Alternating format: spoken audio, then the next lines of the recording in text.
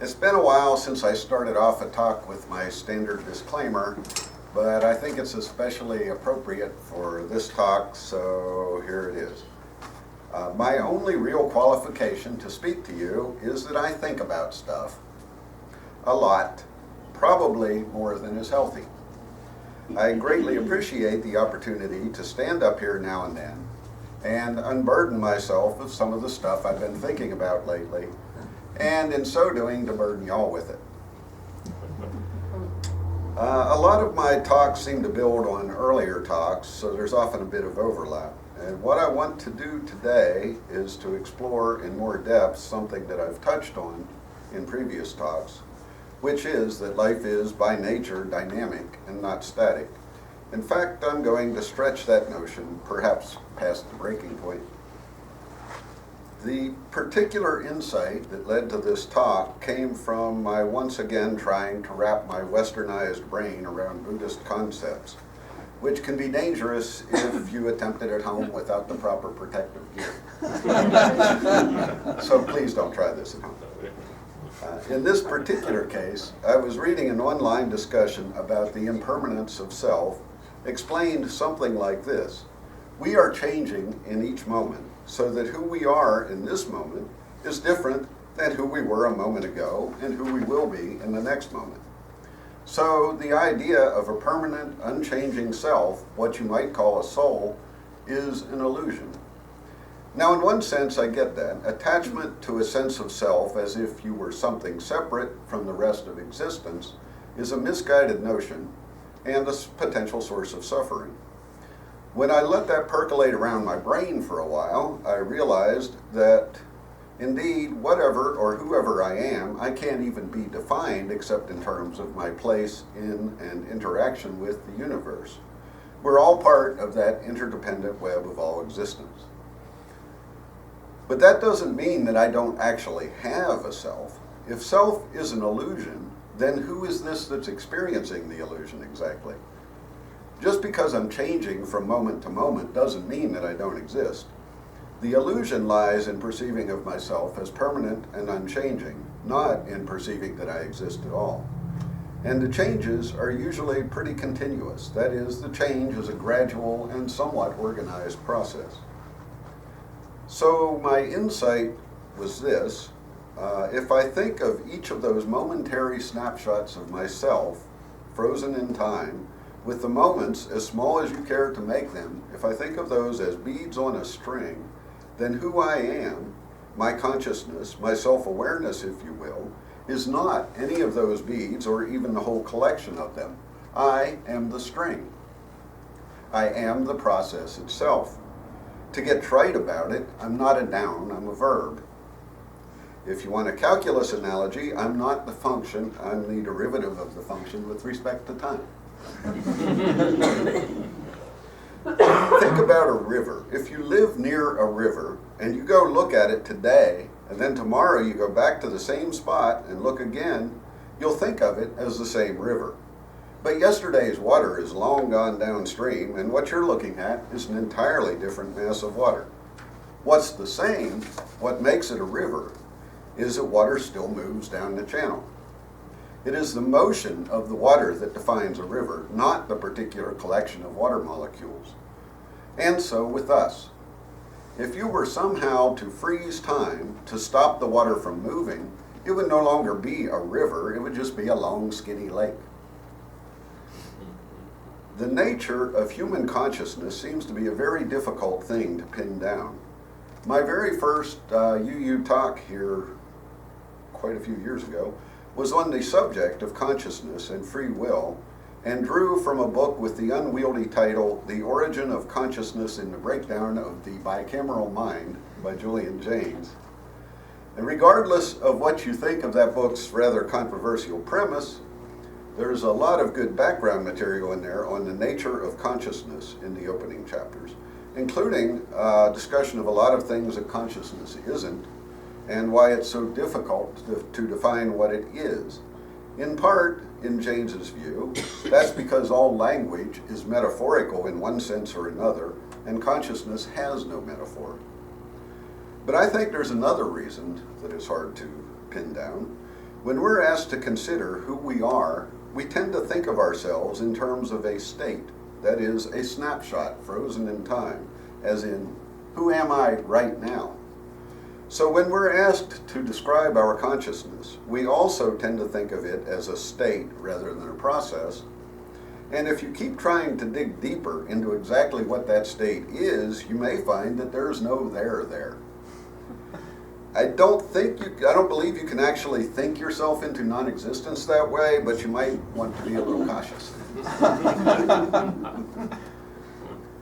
I think of consciousness in terms of my self-awareness, that is, to my awareness of myself as an ongoing mental process. Thought is itself a process. It's dynamic by nature. You can't freeze time and look at a slice of a thought. A frozen thought is an oxymoron. You have to comprehend the entire thought for it to be a thought. Our mental state changes with every experience and every thought. Hence the title of my talk, which I didn't tell you, but it was, I think, therefore I am changing. We aren't the same people we were 5 minutes ago. For better or worse, I hope for better, everybody in this room, including me, has changed since I started talking. Self, I am asserting, is not a state. Without change, there is no self. If it's not flowing, it's not a river. And if we're not changing, we're not conscious beings. The point I'm trying to make is not that life is a journey, or even that you are on a journey, but rather that you are the journey. This is not just an arcane philosophical point, it's giving me a lot of insight into my own life. I'm having some fun playing with it. In terms of my current state, I am not the same person I was 10, 20, 30, 40 years ago. In fact, as I look back, I'm amazed at how different I am. In many ways, this is a good thing. In some ways, mostly physical, perhaps it's not so good. But mentally, psychologically, just in terms of my understanding of the world and my place in it, I have grown throughout my life in ways I could never have imagined. I intend to continue learning and growing for as long as I am able, and to the extent that I am able to pass along what I've learned. I can close my eyes now and see the arc of my life up to this point, my story, if you will, see myself as a work ever in progress, as an ongoing process, and smile about it. When I first started trying to turn this little insight into a talk, I had to do a little research just to see if it was something that everybody but me already knew or realized. So, searching the web for consciousness as a process turned up a couple of hits on the neuroscience of consciousness as a brain process, but those seem to be talking about consciousness arising from a brain process, not considering consciousness itself as a process. So I decided that while that might be interesting in its own right, it was probably a blind alley for the purposes of this talk. I did find one recently published book that seems to be barking up the same philosophical tree that I am today. The name of the book is The Ego Trick by Julian Baggini. I've ordered it, but frankly, I wanted to write this talk before I read it so that it wouldn't bias my thinking. I might change the talk entirely after I read it. It occurred to me that the topic of self as a process might be related to process theology, which is a term that I'd heard but had no real knowledge or comprehension of. The nutshell version, gleaned from Wikipedia, don't wince, is that in process theology, God is changeable rather than permanent and unchanging, and is thus in a process of becoming. As near as I can tell from a quick overview, the gist of it is that God is in process, not that God is a process. Process theology, says Wikipedia, was developed from Alfred North Whitehead's process philosophy, and perhaps I need to read Whitehead to see whether what I'm talking about is really the same thing. Skimming the Wikipedia article on Whitehead suggests that it quite possibly is, and that I could quite possibly relate to his philosophy. However, said article also suggests that Whitehead's philosophical work is notoriously difficult to understand, so he's probably not going to go straight to the top of my reading list. When I think about how integral change and growth are in our lives, so integral that I'm asserting that that's what defines us, it leads me to think about the traditional notion of heaven and how poorly it stands up under scrutiny. I was brought up with this vague notion of heaven as a place where everything was perfect, where we could spend eternity living in a blissful perfection. But let's examine the concept of perfection for a moment. Pretty much by definition, if everything is perfect, nothing needs to change. Any change would introduce an imperfection. Everything we do in life is precipitated by some internal or external stimulus. There's something we perceive as not perfect that requires some action on our part to try to make things better. Whether it's better for society, for our family, or for ourselves, whether it's a selfish or selfless motivation, isn't the point. We perceive a need and we try to address it.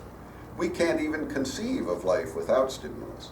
It's even hard for us to stop for a bit, say, to sit and meditate, without feeling like there's something else we should be doing. In perfection, there is no stimulus. Perfection is a stasis, an unchanging state.